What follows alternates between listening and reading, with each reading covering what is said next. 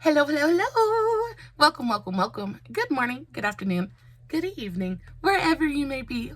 Welcome back to my channel, my loverlies. If you've never been here before, thank you so much for clicking on my video. I am so happy you found me. I do so hope that you will like and subscribe before you leave. Become part of the mama family. Mama's got your back, at least where makeup's concerned, and definitely when that makeup is cheap. Today is True Love Tuesday, and we're going down the true crime route yet again. I had so much fun with last week's Deadly Love Triangle that I was like, we have to do it again this week. So this week, we are talking about George, Remus, and Imogene Holmes. This is such a kind of like up and down roller coaster of a story. I really think that you guys are going to enjoy it. If you've never been here for True Love Tuesday, I sit here, I do my makeup, I tell you a story, and we just kind of hang out for a little bit. I will be doing this eye look today. It is just a mixed match of a bunch of different colors, and it just turned out super, super pretty. We're going to be using the Prados Beauty eyeshadow palette for today's eye look. You can definitely follow along if you would like with any palette that you have that is similar. I will say this palette is just a little bit pricey. This was a gift from Mr. Hubby. Absolutely stunning. This formula really reminds me of the Blend Bunny formula. They both have that really gorgeous, super thin, lightweight matte formula. Super easy to blend, really pigmented, just a gorgeous eyeshadow palette.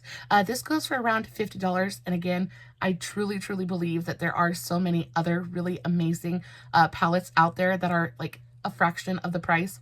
I think one that would be super similar to this one is the Rude City of Neon Lights palette. That is absolutely fantastic, and I think it's only around $14. Definitely check that one out if you think this palette is pretty. I don't usually talk, almost had a brain fart there.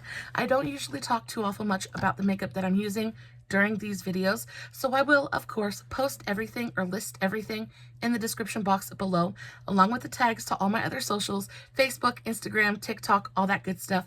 I did do a TikTok on today's look, so if you would rather go watch that, of course, check the description box for the link. And as always, if you guys have any questions, all you got to do is shoot me a comment and I will get back to you. So, diving right into today's story, Imogene Holmes and George Remus. Y'all, whew, this one is a long one as well, so I hope that you have just a little while to sit back and relax, get you a big old cup of something to drink, sweet tea, coffee, soda, what have you. Oh, a soda. Soda sounds so good right now. I am drinking Lipton green tea, passion fruit, orange blossom.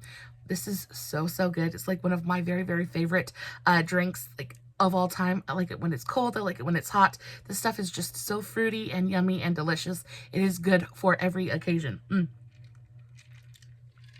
Let's get into the story. So, our story starts when George is 6 years old. This is when he moves to America with his family. The year is 1883. If you guys see me looking over in this direction, it's because I'm staring at my notes. I usually have to film pretty late at night after all my mom chores are done and stuff. So it's around 10:30 right now.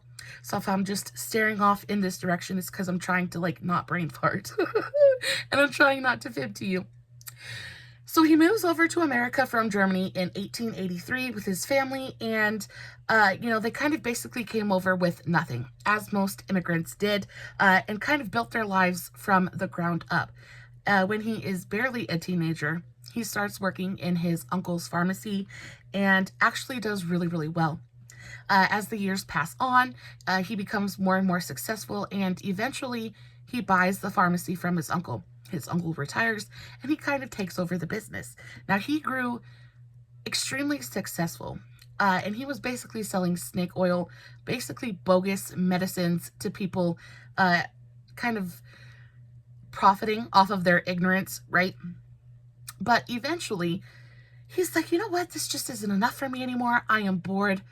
Let's see what else I can do. And he decides he's going to go to law school. He decides that he wants to be a lawyer. And like I said, he had become incredibly successful while running the pharmacy. So he definitely had enough money to kind of bankroll law school, things like that. He goes to law school and, believe it or not, is actually even more successful with his law career than he was as a pharmacist. And he graduates law school with flying colors, opens his own law practice, and very quickly becomes one of the best criminal defense attorneys in Chicago. Now, by this time, he's kind of done everything that he's supposed to do, right? He's found a good woman, he's settled down, and he's gotten married. He married a woman named Lillian Clough, and together they had a daughter named Romola. And life is going good, life is going great, you know, as it should be, right? He is a very successful man. They have a very comfortable life. He has a loving wife and child at home. But for men like George, this is never enough. And he soon finds himself falling in love with another woman. This woman goes by the name of Imogene Holmes, and she is a dust girl for his law offices. She's basically a cleaning lady. She goes around, she cleans up, she dusts, she throws away the trash, and he falls madly, deeply, truly in love with this woman. And they basically start an affair almost immediately. And he offers Imogene, she's married at this time, they're both married. He offers to help Imogene divorce her husband. He offers to help her kind of sever all of her ties, and she agrees. So Imogene gets a divorce. Imogene also has a child. She has a daughter as well, I believe. Yeah, offered to help her divorce her husband. Then rented an apartment for her and her daughter, Ruth. And she basically becomes his mistress. He goes over, he spends all of his free time with her. They have a really great relationship. You know, she's kind of his side piece.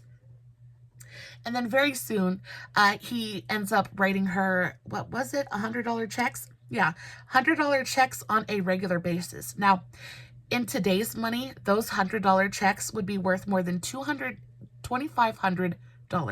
And he is writing her a $2,500 check like every other week, right? This is a lot of money. She is wrapped in furs, sleeping in silk sheets. She is wanting for nothing. And her daughter's doing all right too. Life is good for Imogene. Life is good for George. He's got his cake and eating it too.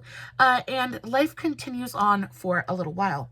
Now, 4 years after he starts this affair with Imogene, Lillian has had it. She is done. She files for divorce, and now both George and Imogene are free. Lillian is out of the picture, and they're free to marry. So that's what they do. In June 1920, when George is 43 years old, once they were both free to remarry, George and Imogene eloped to Kentucky. But by then, the nationwide ban on the sale of intoxicating liquors, known as Prohibition, had begun. And there were... George's wheels get to turning. They get to turning. He's like, how can I make money off of this? And I will give it to George. George is an incredibly smart man.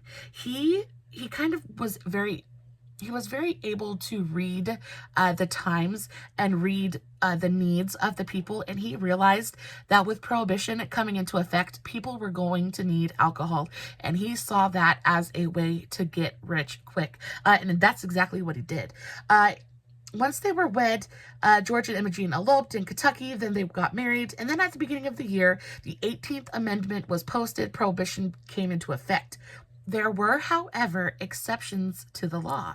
And one exception was it would allow people to buy and sell liquor for medicinal purposes. Now, let's go back to George's first profession, right? He was a pharmacist. And he still had his pharmacist's license. So he's like, this is my in. This is my in. This is how we're going to get this done. And that's exactly what he does. Instituting a nationwide ban, and they're allowed to buy and sell liquor only for medicinal purposes. Well, as long as they have a prescription. Well, George still had his pharmacist's license, so I figured it was just a matter of time and getting a hold of the booze. Now, all he's got to do is figure out where they're keeping it and figure out how to get a steady supply of it for his customers. Guys, this man was truly a genius. He ended up being one of the biggest and most profitable bootleggers in the entire Prohibition kind of history. So what he did was he ended up packing everything up, and him and Imogene moved to Cincinnati. Now, Cincinnati was where they were storing the vast majority of pre-Prohibition bonded whiskey.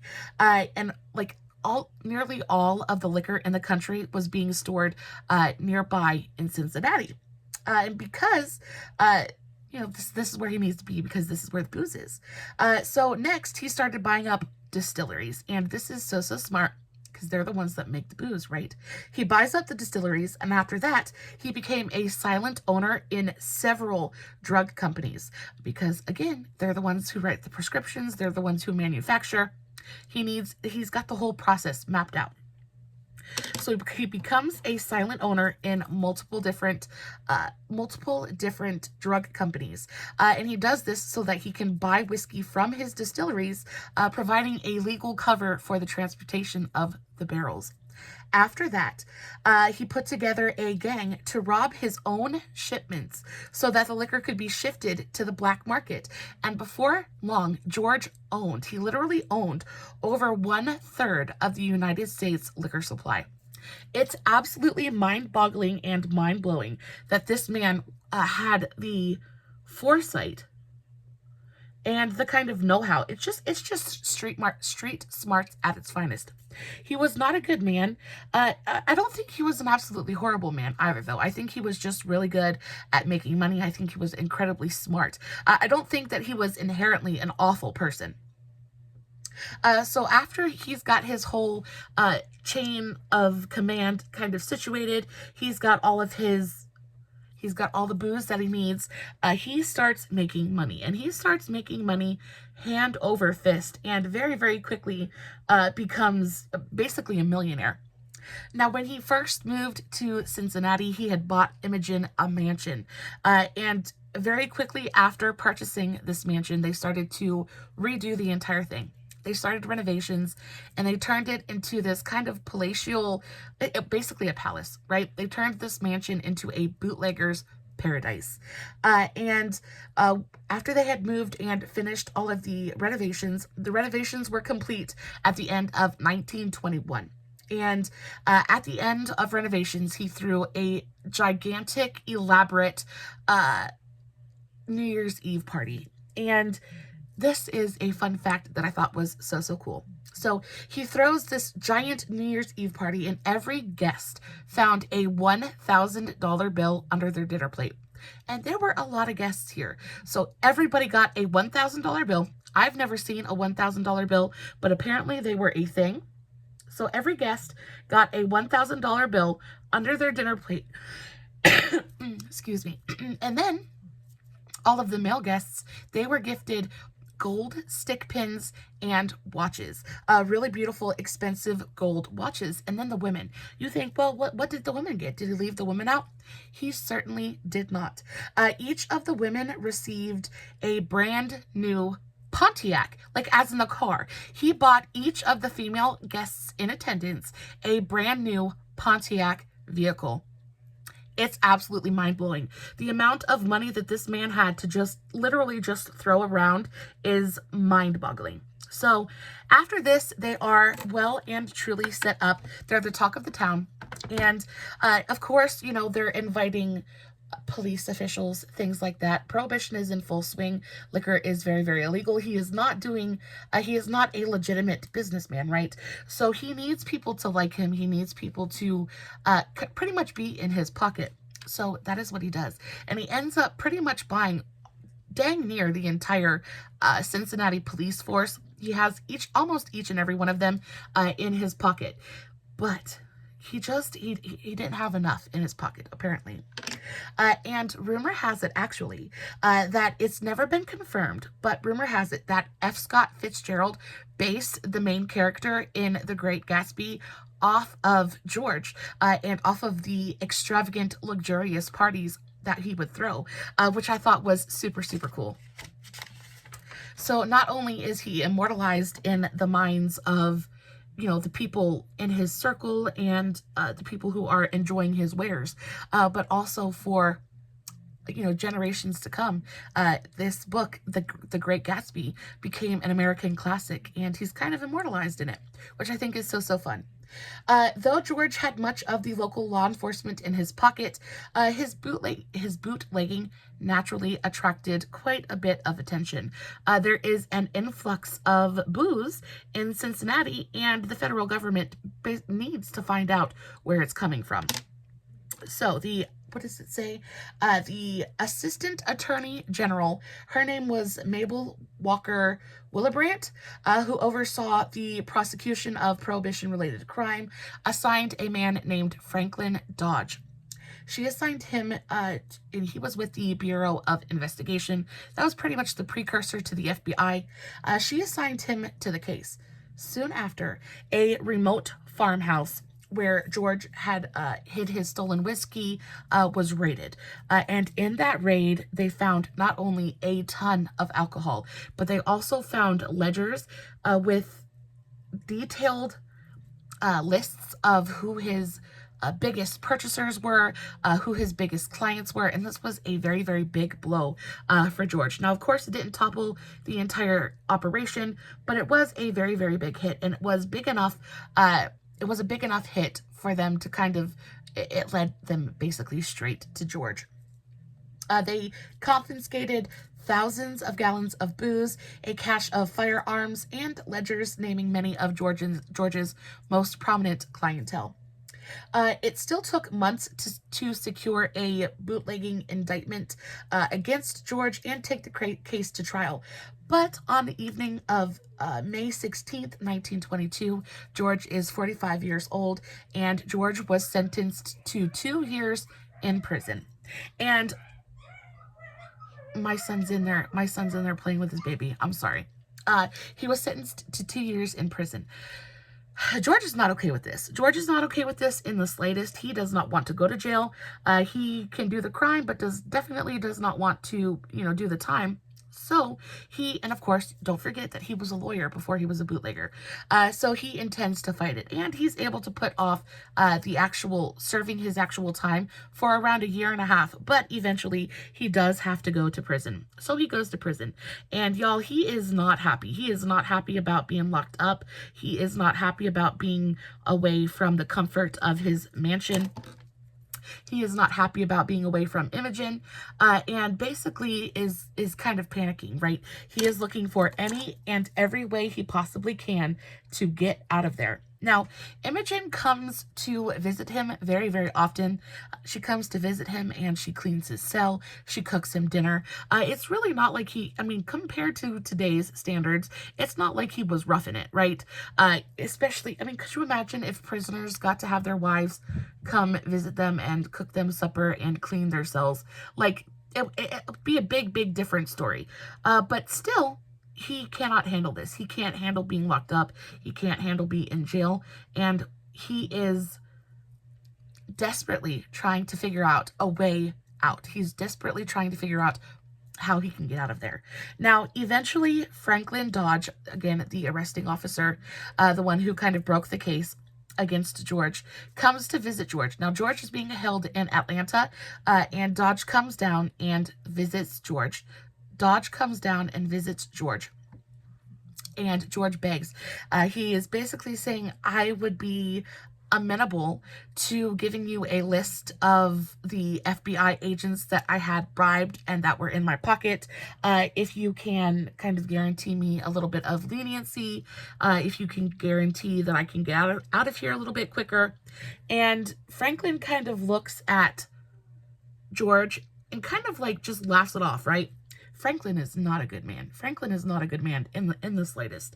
And he looks at George and he's like, okay, I'll think about it. And George basically knows that Franklin's not going to do anything about it. Franklin doesn't care. And he waits. He waits until Imogene comes to visit him the next time, and he tells Imogene, he says, I need you to flirt with this man. I need you to get in good with Franklin, because he's basically the only option. He's my only option out of here. He's the only way that I'm going to be able to get out of here in any kind of speedy with any kind of speed, right? And Imogene does what she's told. She does that. She goes above and beyond. honestly. And George shouldn't have asked her to do this in the first place, right? No good man would ask his wife to flirt with another man to get him a lessened prison sentence. But at this point, George is desperate and doesn't really care. So Imogene, being the good wife that she is, she strikes up a relationship with Franklin. And this backfires on George in the worst way possible. In the worst way possible. So, Franklin's... Oh, hold on just a second. It says, Imogene visited him frequently. He asked Imogene to play... His exact words were, play up to him because he is the best chance to help me get out of jail. Imogene did that and more. Word soon filtered back to George that the two were fooling around, and like really, really fooling around. Not only that, but they were brazenly flaunting their relationship in public. And while they're doing this, not only does George have to deal with this sting of knowing that his wife is in a relationship with the man that put him away, right? The man that stole his freedom. They're out spending his money, you know, all those millions that he made with that illegal alcohol. Imogene and Franklin are out having a blast. They are partying away. They're partying all of his money away. They raided his safe deposit boxes. They raided all of his, what does it say? Raiding his safe deposit boxes and bank accounts. And not only that, but selling off his whiskey certificates.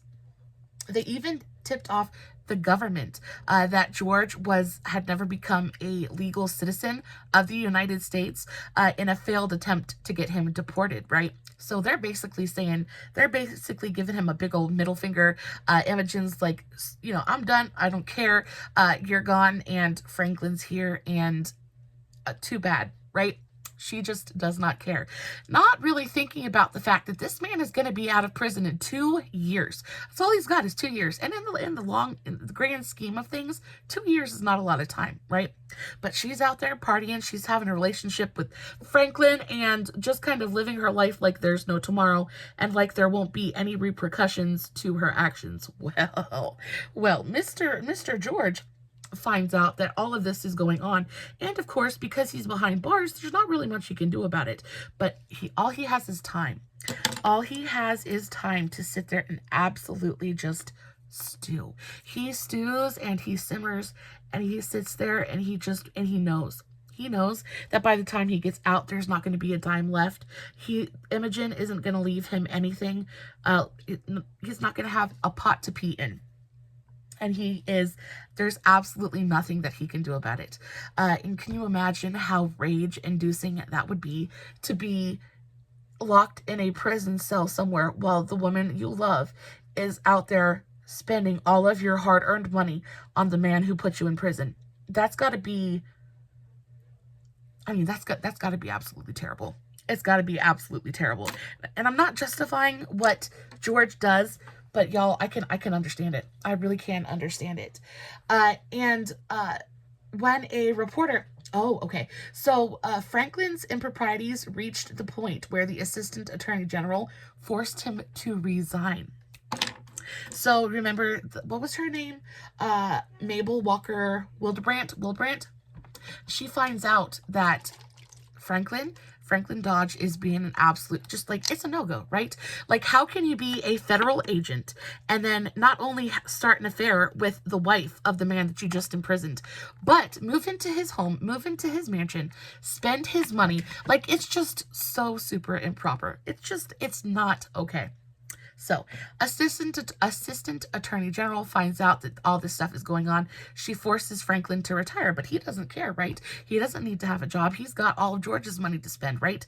Life is made. He's living a life of luxury and really doesn't have to care about anything at this moment. Now, in August of 1925, just days before George's scheduled release date, Imogene files for divorce. Now, you would think that why did she wait so long to file for divorce? And I think at this point, it really kind of clicked in her brain what she had done.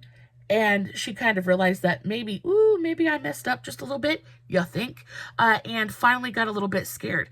George, of course, no sane person is just going to take that line down, right? You've taken everything this man had and just kind of squandered it. Not only squandered it, but you've squandered it with his pretty much his sworn enemy. So, yeah. So she files for divorce. Now, when a reporter who was doing a profile on George confronted Franklin about the affair, a man by the name of John Rogers was a reporter, and he confronted Franklin about the affair with Imogene and how it was incredibly inappropriate. And Franklin insisted that he was only helping with her divorce from George, right? So it was just a convenient kind of cover. And he was only helping her in her divorce case. Then he flexed his arm. This is so cringe. It's just I don't understand what this man was thinking. Anyway, he flexed his muscle, his arm muscle, his big old guns, and dared John to feel this muscle. And then he said, insisted that if George came after him and Imogene, he said, I could crush him like an egg. Child, just hush. Just hush. You're in the wrong and you absolutely know it. Now, George is set to be released from Atlanta, but he's still got other charges that he has to stand trial for. He has to pay for, basically. So he had to serve additional jail time back in Ohio. And by the time he finally got out in the spring of 1927, at the age of 50 years old, Imogene had gutted everything. She had looted everything. All of the bank accounts were gone. All of the mansion was completely and totally empty. They had basically run. Now, they knew when George was supposed to be released, and they took that information, and by the time he was out and by the time that he could actually do something about the situation, they had disappeared. And the only thing that she had left behind in their mansion was a single pair of Franklin's shoes. Now, could you imagine, after being in prison for years, right? Because he ended up having to be in prison a little bit longer than 2 years. Could you imagine getting out and going to the last semblance of the life that you knew, right? And walking into it being deserted, abandoned, and the first thing you see is a pair of shoes of the man who has completely and totally destroyed your life. I think in that moment, a part of George's brain snapped. I think that he lost a part of his humanity at that point, and I think his one focus, the only thing he had left was revenge, right? The only thing he had left was getting some sort of justice for the absolute it's just terrible. It's just terrible, right? And honestly, he was just a bootlegger. People were going to drink whether they got it from George or somebody else. It's not like he was out murdering people. It's not like he was just providing people. He was just helping people have a good time. And the fact that he had his entire everything, he's 50 years old. He's 50 years old. He's worked his entire life and literally has nothing left to show for it. And everything he's worked so hard for is being partied away by his wife and just his work. It's just, it's absolutely gut-wrenching. So, friends soon learned not to mention either Franklin or Imogene's name anywhere near George's vicinity. He would fly into an incredibly violent rage anytime either of their names were mentioned. Now, he spent the entire first summer after being released from prison chasing them down. And he chased them down across the entire country. And each time he would get just this close, and he would just miss them by a hair. And of course, that's got to be incredibly frustrating. But he doesn't stop. And again, this is his only focus. This is the only thing that he's got left to focus on. He doesn't have a pot to pee in or a window to throw it out of. He is basically surviving off of the kindness of friends. And, people aren't so kind. People aren't as generous as you would wish that they would be. So he's having a really, really difficult time. Then, one October morning, the couple was supposed to appear in divorce court. Now, he bides his time, and of course, when you are subpoenaed to appear in court, you have to be there. So finally, George knows exactly where Imogene is going to be and when. And he, what does he do? George waited with a driver outside Imogene's hotel in Cincinnati. When she and her daughter left in a taxi, he had his driver follow them. And then a high-speed chase ensues. They enter into a high-speed chase through Eden Park, and he was able to finally force the taxi pretty much off the road and to a stop. Now, Imogene immediately deserts the car and she runs. She makes a run for it, and she tries. She really, really does try, but she doesn't make it far. George finally ends up catching her. And can you, it blew my mind when I read this. He ends up catching her, and he grabbed her by the arm, and the first thing she said was, "Daddy dear, I love you." She begged. She said, "Daddy dear, please don't do this. I love you." Now, woman, if you loved this man, you wouldn't be in this predicament right now. If you would, no. Now, I don't agree with what George does at this moment in time, but I can definitely understand why. He is completely and totally unfazed. He is unmoved, and he pulls out the revolver that he has been carrying around in his pocket. He presses it into her abdomen, and he pulls the trigger. Now, she doesn't die immediately. She's able to run away. George fires one shot into her body and lets her go. She runs away. George doesn't go back for it. I was worried that he was going to go back for the daughter. The daughter had nothing to do with it. He doesn't. Ruth is safe. He leaves Ruth alone. He kind of just walks away, and he's kind of, at this point, he's gotten his revenge, right? Now, when Imogene runs away, she is able to flag someone down. She is bleeding. She's bleeding. She's basically dying at this point. She's able to flag somebody down, and they take her to the hospital. And she gets to the hospital. They get her into the operating room. They start trying to work on her, but unfortunately, she passes on the operating table. Now George is in trouble. Cincinnati, what does it say? Drive her to the hospital where she died on the operating table at 39 years old. So, super, super sad, but she shouldn't have done what she did. George shouldn't have done what he did. I don't condone either of their actions, but I can completely understand why things led to this point.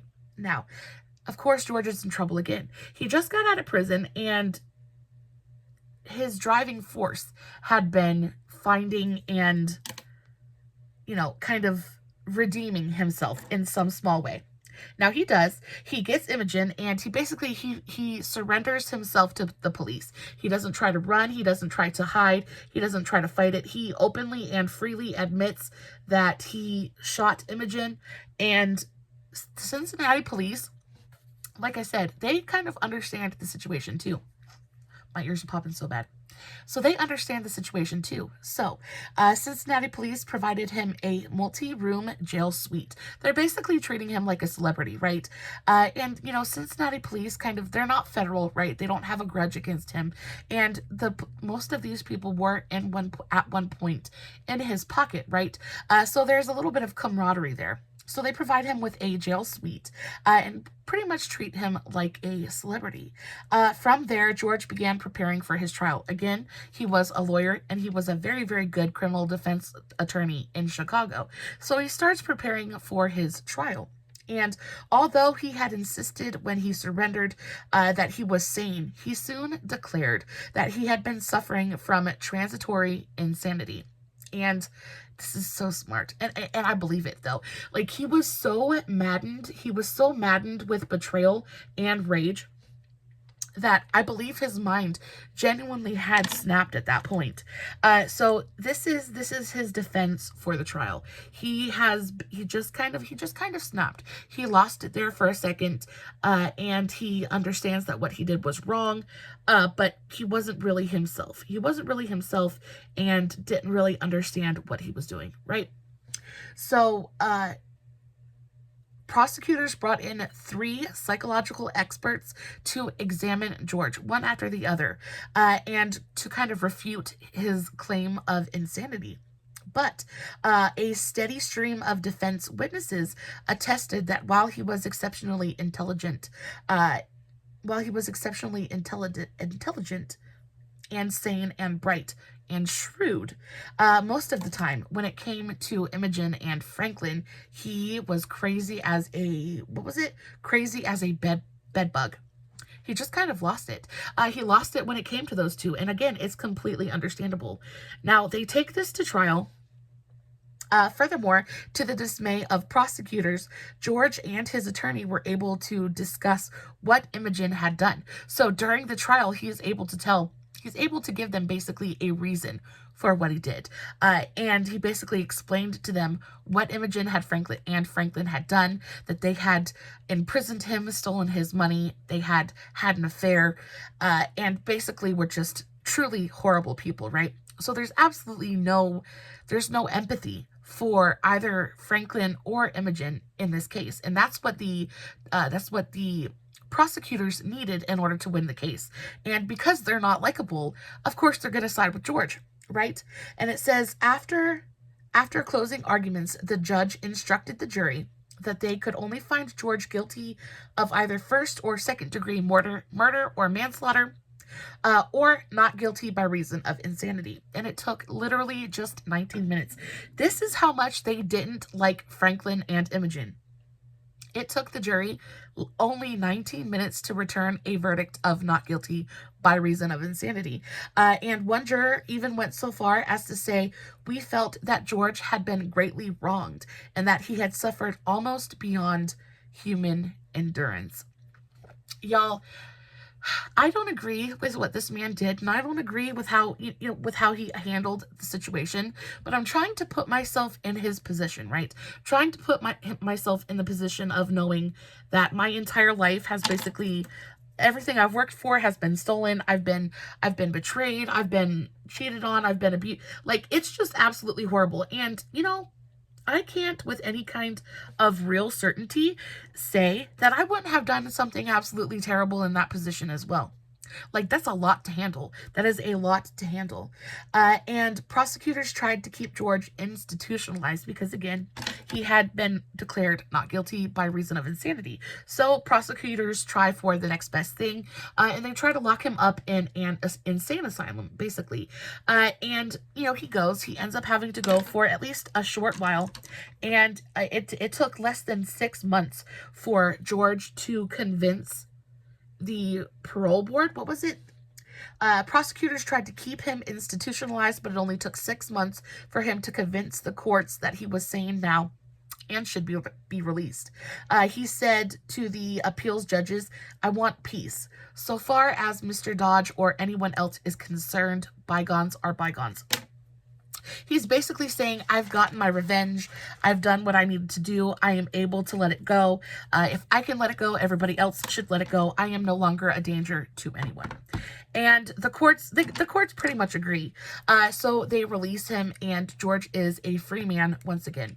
Now, this is where George desperately tries to recoup at least some small part of his fortune. He tries to find, he tries to find some small piece of the fortune that had been stolen for him, and he was not very successful with that at all.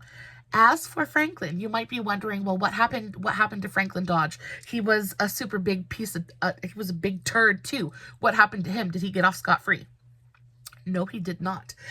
Franklin wound up spending 3 years in prison, not because of George's case, but he ended up being convicted of perjury in another bootlegging case, and ended up having to, not only did he lose his job, not only was there, him and Imogene, he doesn't have access to money anymore.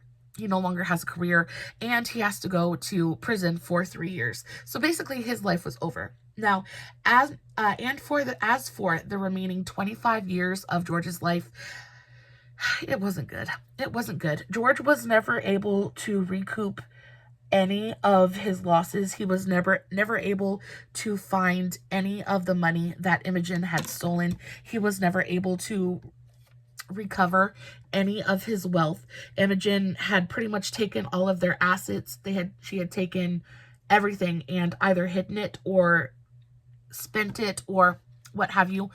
But unfortunately, everything was gone. And I feel so bad for George. And I know that he did that, and I know that it was very, very wrong. But he spent the last 25 years of his life a truly miserable man. He paid for his crime many, many times over. He ended up He ended up dying poor and alone in a boarding house from a cerebral hemorrhage at the age of 77. Y'all, crime doesn't pay. Crime doesn't pay. And you know, I know it's karma, and I know that he broke the law and he did something wrong, and this man paid for it. He paid for it time and time and time again.